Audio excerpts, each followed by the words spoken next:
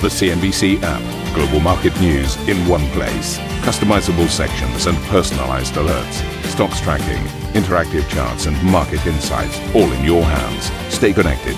Stay informed. Download the CNBC app today. Hello and welcome to Squawk Box. We are live in Brussels today with Sylvia, and right here in London, here are your headlines. EU leaders failed to reach a consensus over the EU's next top jobs as the Conservative Party, the EPP, asks for a slice of the presidency of the European Council. I'll be discussing what's next for competition policy with the Executive Vice President, Margrethe Vestager, in an exclusive interview at 9:10 CET. A mega-cap rally pushes Wall Street into the green, with the S&P 500 logging its 30th record close this year. Far from perfect, the Boeing CEO Dave Calhoun prepares his mea culpa ahead of a grilling on Capitol Hill over the plane maker's shortcomings. And Prime Minister Benjamin Netanyahu dissolves his war cabinet, adding to pressure on the Israeli leader as discontent mounts over the conduct of the war in Gaza.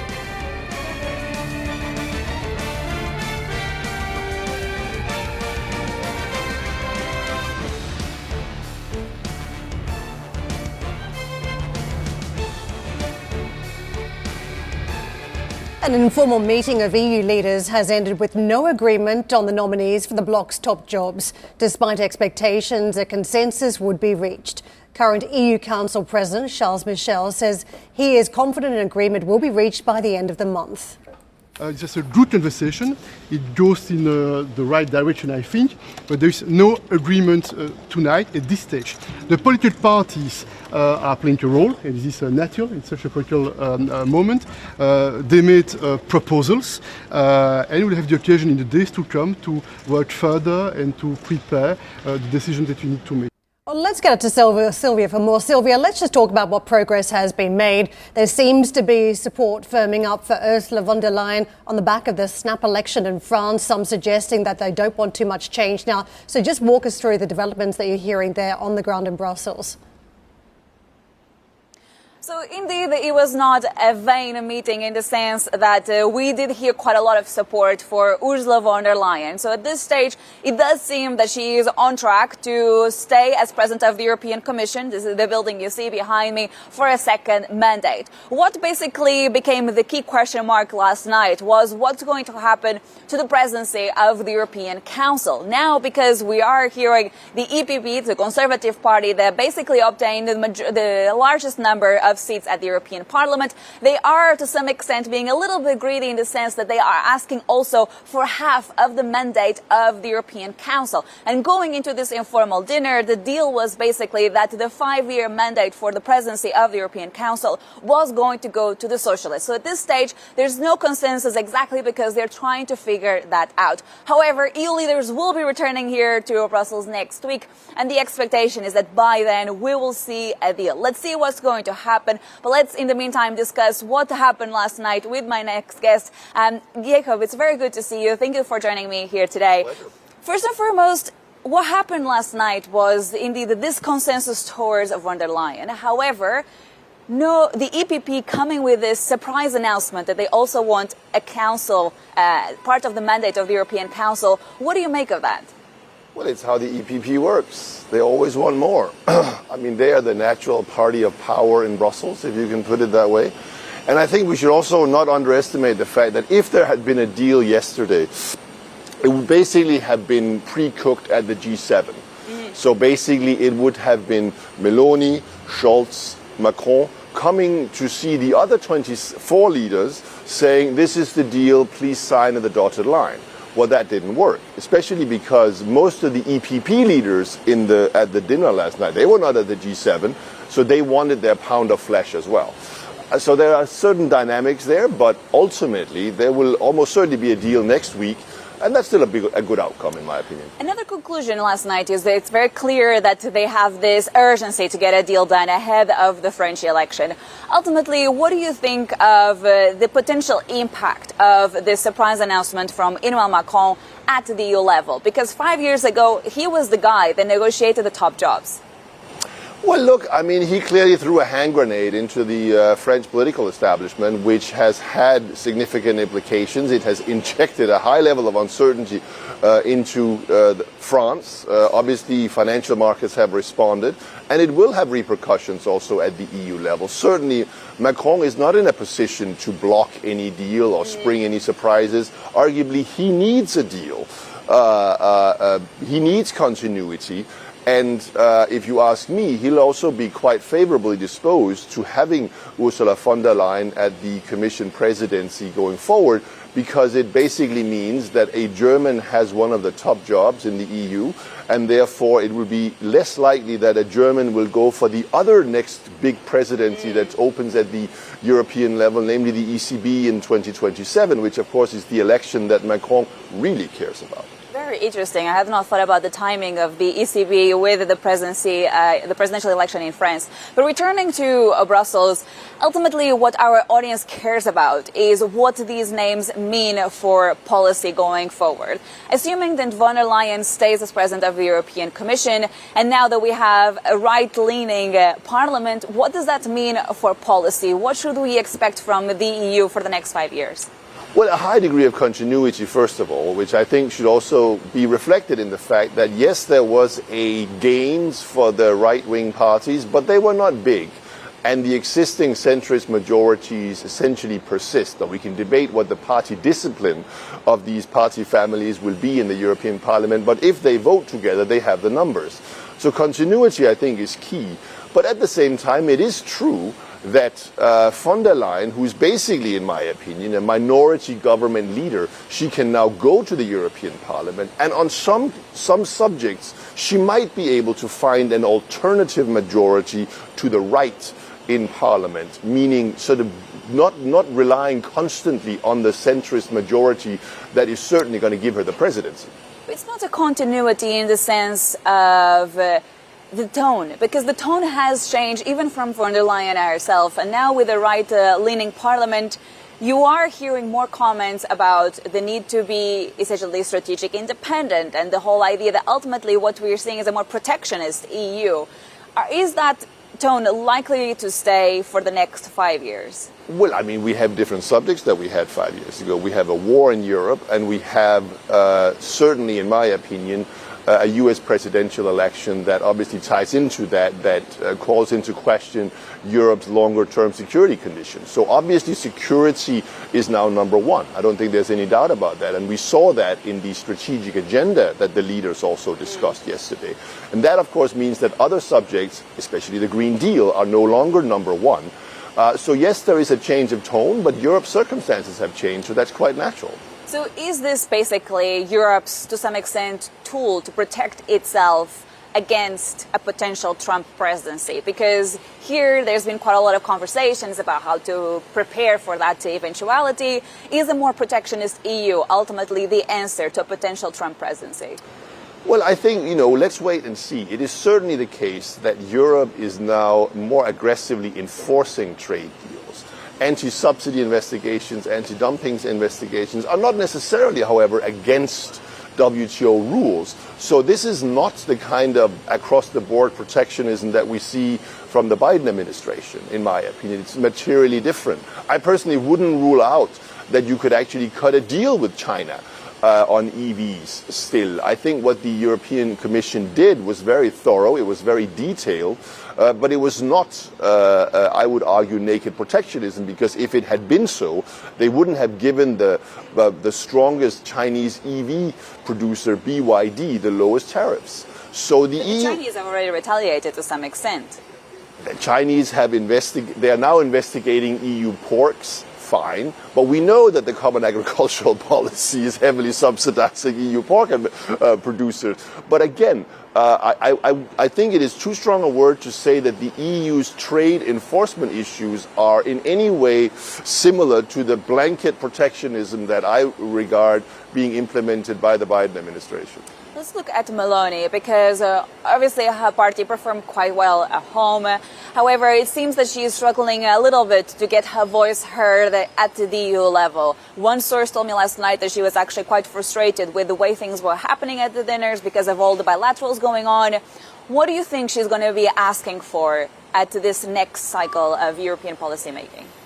Well, it's very clear that her group, the ECR, isn't going to get any of the top jobs, which, of course, when you have just won a big victory home in Italy, is kind of frustrating, especially also when the headline says, oh, the far right won a big victory. But they're not going to get any of these jobs. So what she will be looking for, I think, in the end, are the most appropriate jobs for the Italian commissioner in the next European Commission. And then the question is, she faces the problem that currently Italy holds the ECFIN portfolio, which... So which portfolio do you think she's going to be asking for? She might get one that is migration related, external, but this is one of the things that I think are also under negotiations. What will be the set of new important portfolios? Because I don't think the same senior vice presidents will be in play in the next commission. We also have a defense industrial commissioner likely being created.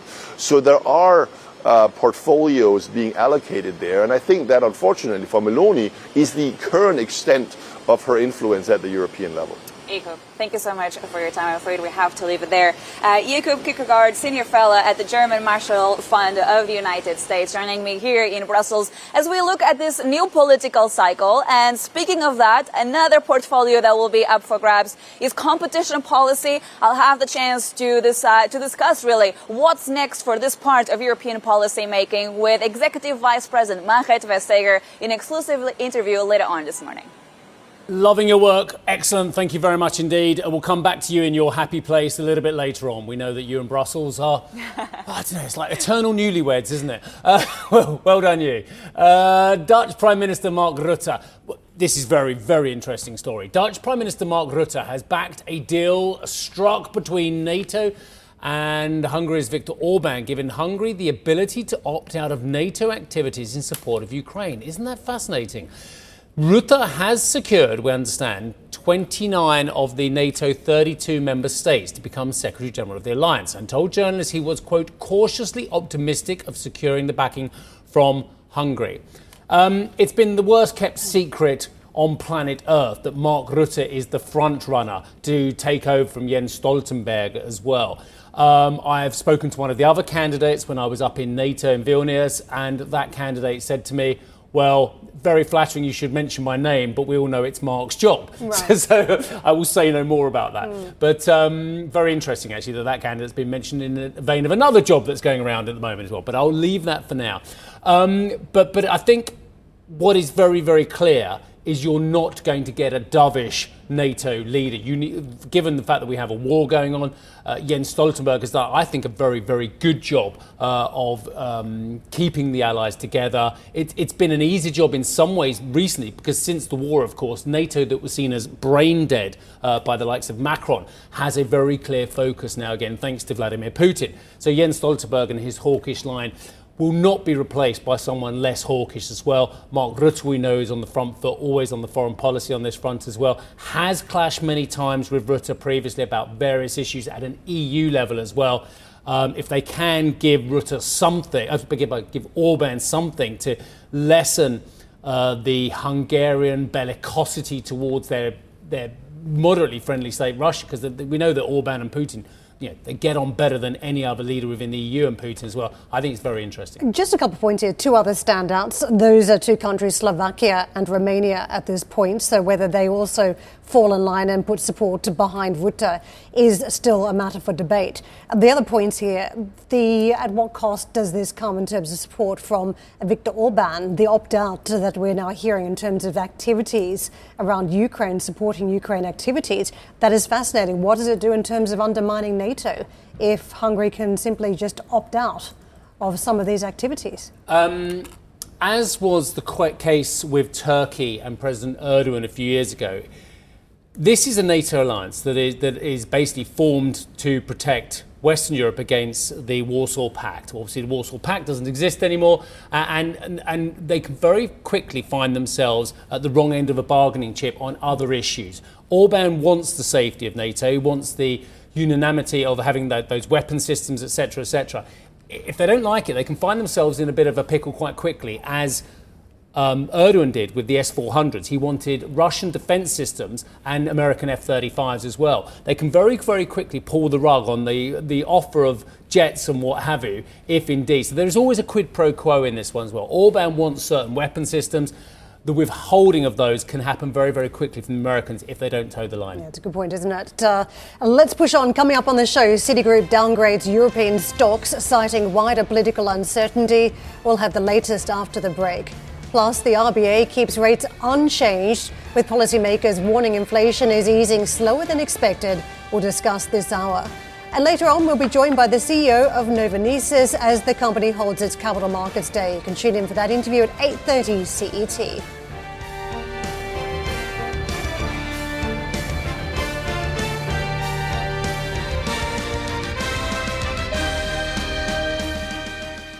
Listen to CNBC's Beyond the Valley, the podcast that explores the biggest tech news from across the globe. Join me, Arjun Karpal. And me, Tom Chitty, every week as we bring you insights into the top stories, unpack the latest trends, and find out where the industry is headed. Now available on Spotify, Apple Music, and Google Podcasts.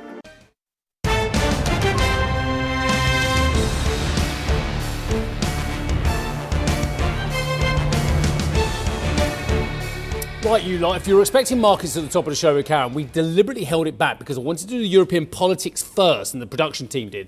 And now we'll come to the markets because they are incredibly related, and we'll come to that now. So, Philadelphia Fed President Patrick Harker says he thinks, drumroll, one cut before the end of the year would be appropriate. There you go. If his economic forecast plays out, though 2 cuts or none are both possible. What did you learn? I keep asking the question, and that is depending on the data. Yes, you filled in the gap correctly. Well done. Give yourself a star. Speaking at an event in Philadelphia, I was going to say that's not Philadelphia, is it? That's the Grand Tetons, isn't it? Yeah, look at that. Even I recognise that. Anyway, speaking at an event in Philadelphia, Mr. Harker said last week's CPI data was very welcome, but overall progress on inflation in recent months has been modest and falls short of the confidence needed to begin loosening policy. Surely the easiest job in the world is a speechwriter for a Federal Reserve member at the moment, isn't it? I could do that. Even I could do that. Moving on, US retail sales. Big data today. US retail sales for May are expected to show signs of improvement later today. The figure is forecast to rise by 0.2% on the month versus a flat reading in April. Well, if it's not up 0.2%, I guess that's going to get the interest rate doves all excited again. Karen, I think the US markets juxtaposed to the European markets could not be more fascinating at the moment. Yeah, US yields rising, but stocks also rising. So markets bouncing everywhere. But you do wonder whether some of the appeal out of the European markets is now drained and whether that's another catalyst for those US markets to rally. And at this point, we've got a bounce right across the board. Apple, the big moving stock for the S&P 500, which again tilted towards an all-time high on the close, but also intraday on the likes of the Nasdaq too. 6 positive session, and we also saw a fresh all-time high on the close. In terms of what we saw underlying this, it was big technology names. It was also some of the consumer discretionary names moving the needle on the markets yesterday. In terms of what we're seeing on treasuries, let's just take a look at that. I mentioned yields had ticked high. We're 4.75% at the short end. At the longer end, we're 4.27%. So we're seeing a little bit of a drift now just in this morning's session, but higher is where we've been on those ranges. To the dollar as a result, that strength in yields has been a supportive factor too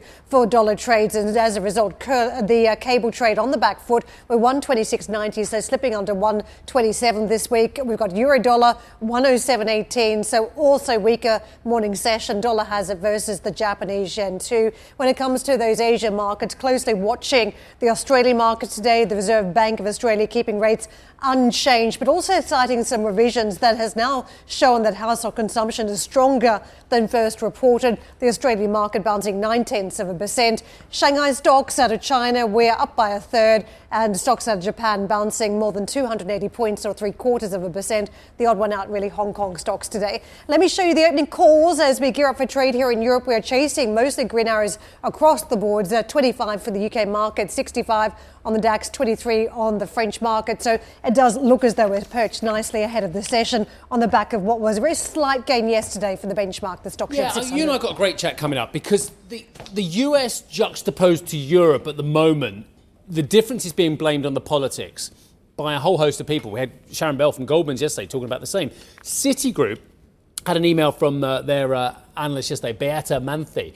Citigroup, she was just highlighting this. Citigroup has downgraded European stocks, albeit we did mention this, the headlines on the show yesterday, citing wider political uncertainty in the region. Now, this is fascinating. I want to come back to this. Citi strategists also upgraded US stocks to overweight, focusing on the technology and industrial sector.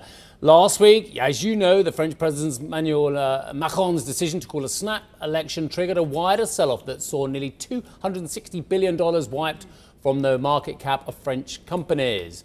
European markets, month to date. Take a look at this as well. It's been a really tortuous road. Great chart there as well. The CAC 40 leading us lower, 5.3% lower. Even the FTSE's got infected by it, down 1.6%. Now, this is a great chart as again. Record levels hitting on the stocks on the S&P 500. But look at this. Isn't that, I think that's a fascinating chart. 5.4% outperformance in the US markets again. Quick look at the French-German yields as well. Has there been a bit of an expansion here? You know, the OATs never had their crisis, did they? Look at that again. Bund yields going down, French yields staying pretty solid there. So what's the difference now? Just 0.6, 0.7, 0.75. Right, the wider sell-off in French stocks led to Paris losing its position as Europe's largest equity market. There's a load of ways of measuring this. But anyway, London apparently has regained the crown. This is basically by measuring the market cap, isn't it? Stocks listed on the Euronext Paris were worth a collective $3.13 trillion compared with London's $3.18 trillion market valuation. I'm sure that's very interesting to Brexiteers, but for the rest of us, it's just a number, isn't it? So I'm fascinated, and not so much London versus Paris. I can't see the point in that conversation to many of us. I'm interested in this. Throughout my career in markets and then for the last 20 odd years as a journalist, I've always noted how difficult it is to add politics and geopolitics to markets, so X plus Y, and come up with a comprehensive Z or Z or whatever. Because so many times, it's like those economists who have called 40 of the last 4 recessions. So many people call a problem from politics and geopolitics on the markets. The markets go, well, in a French way, boof. You know, they don't care. They don't care 9 times out of 10. This time's really interesting. And you've got Citi, you've got Goldman, you've got others saying it. The fact of the matter is, this time round, the politics do seem to be making a sizable difference. It's a Liz Truss moment for the markets in Europe, I would say. Or on the verge of, maybe, Right. because that's extreme. Well, you are seeing, if you look at the market moves, I think it is fairly extreme in terms of what's been stripped off the French market so far just in the last week or so, 258 billion. I mean, that's no short change. In terms of the strength now of the London market over Paris, it is telling you that there is a change in appetite, and some of that appetite may not just be coming to the UK. It's only that we're holding, right, versus decline out of the French market. Some of that appetite might be going back to the US markets. And again, we're seeing that real outperformance from US stocks. We saw it last week versus what we had in Europe, which was a fade, a decline. I think it was interesting to see that business is now trying to navigate the far right in France. They think that that side of politics looks easier to work with than the left in terms of the tax pledges that have been built up by the French left as we now head to an election. But it is telling you there is risk. And I think what's been fascinating is how this has just been taken for granted. Not that many years have transpired where we've seen political risk on the table expressed through sovereign bond markets, but also on the ongoing discount for European equities versus US equities. Now we've suddenly enjoyed a period where we've been keeping pace with US markets in some elements. That's now faded as we talk about the risk returning to the table. The Euro's also moved into negative gear as well, thanks to what we're seeing from Macron calling a fresh election. So I think in different quarters of the market, from equities to bonds to the currency trade, you were seeing some of this political risk. I hear what you're saying. I think the OATs, though, is very interesting in the fact that they have implicit ECB backstops. We have these, I don't know what the protection tool's called these days, but it's basically if it gets too wide over bunds, then the troops come in from the ECB as well. I thought it was hands off in some of the latest commentary they made in reaction to the election, that they were not going to get too involved. But at the moment, at 3.16, there is very little stress in the French government paper. Now, that might be because people know there's an ECB backstop, or they don't think it is quite as extreme as what we saw in the United Kingdom with that, quite frankly, horrendously ill-thought budget. ECB policymakers have no plan to discuss emergency purchases of French bonds. Sure. Still think it's up to French politicians. The spread at the moment is very, very contained, as we just said, at 0.75, I think I just said. I mean, that's not extreme levels. With the levels we were talking about when they were talking about going into the BTP market was near a couple of percent plus difference. Interesting, because there is no given here. So if we have a change towards the right, or if it's a change to the left, and you do get a reaction on bond markets, what is the operations over at the ECB? What is the response likely to be? Will they automatically have to intervene, or is that too political? It's a very good question. And I mean, there are a lot of people in the bond market world who think it's ridiculous that there is a support mechanism anyway, because it encourages ill thought out fiscal policies. If you didn't have that protection from the ECB, it's a dual-edged sword. One, it risks wider systemic problems, but on the other side of the coin, actually it might encourage some of these governments to actually have budgets that get within 3% rules or 2% rules. It's like having actual fiscal responsibility. When you've got the ECB at your backstop, we say, spend what we like, we know we're going to be all right. Yeah, so the risk premium over German paper has risen to the most since 2011. So there is clearly some concern there. But what is the trigger point for any ECB intervention is fascinating. But the OATs never suffered a crisis, even in 2011 as well. It was always seemed to be part of the centre, always be seen. It was kind of like not part of the, I hate using that acronym, the peripheral nations, incling Portugal, neither was the UK. Ireland, Italy. Neither was the UK seen as any area of risk, right? But I think you can easily rock that. The UK was never in the Eurozone. No, my point is you can easily different. rock the boat. So what we saw under the Liz Truss government, you had something that was considered a very safe paper. And I know it's not part of the European project. What we're talking about here is that a market is very safe that can be rocked by government policies. We shouldn't take for granted that France cannot be rocked either. For sure.